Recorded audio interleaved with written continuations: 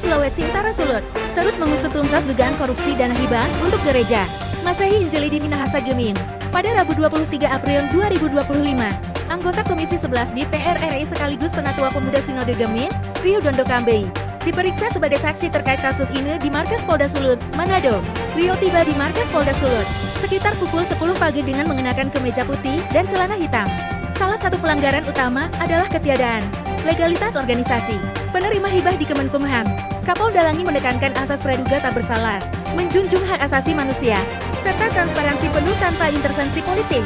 Tanpa sepatah kata pun kepada awak media, ia langsung masuk ke ruang penyidikan.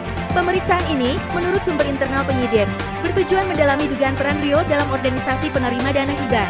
Benar, beliau kami periksa untuk mengklarifikasi keterlibatannya dalam pengelolaan hibah GMIM, ungkap seorang penyidik senior kepada pronews5.com.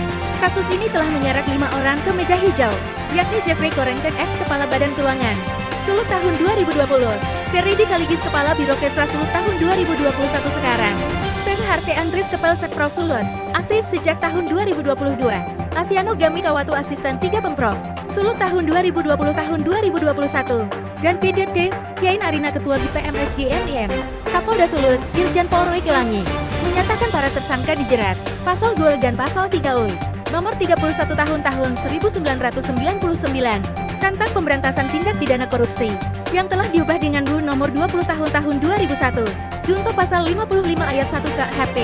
Hasil audit resmi negara menunjukkan dugaan korupsi ini menimbulkan kerugian keuangan negara sebesar 8,9 miliar rupiah.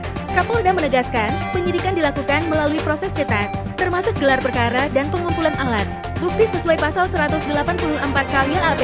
Hingga kini, 84 saksi telah diperiksa dari berbagai institusi, termasuk Badan Keuangan Daerah Sulut, Biro Kesra, Inspektorat, Tim Anggaran Pemerintah Daerah TIP, APD, Sinode Gemim, Universitas Kristen Indonesia atau UKIP, dan para pelapor. Penyidik juga melibatkan sejumlah ahli, seperti ahli pengelolaan keuangan daerah, kenotariatan, produk hukum daerah, ahli konstruksi bangunan dari Politeknik Negeri Manado, dan ahli audit kerugian negara untuk memperkuat bukti. Sejumlah dokumen penting yang dikaji meliputi laporan pertanggungjawaban penggunaan hibah tahun 2020 sampai tahun 2023, proposal hibah, serta naskah perjanjian hibah. Kepala Bidang Humas Polda Sulut, AKBP Olam Syahpe Hasibuan, membenarkan pemeriksaan Rio Dondo Kambei. Masyarakat Sulawesi Utara, terutama jemaat GMIM, kini mendesak aparat penegak hukum untuk bertindak tegas, adil, dan transparan. Mereka berharap penegakan hukum berjalan tanpa pandang bulu demi menjaga marwah keadilan dan kehormatan lembaga keagamaan. Polda Sulut pun berkomitmen melanjutkan penyidikan hingga tuntas dengan tetap mengedepankan prinsip keadilan. Sekian dari pronews5.com.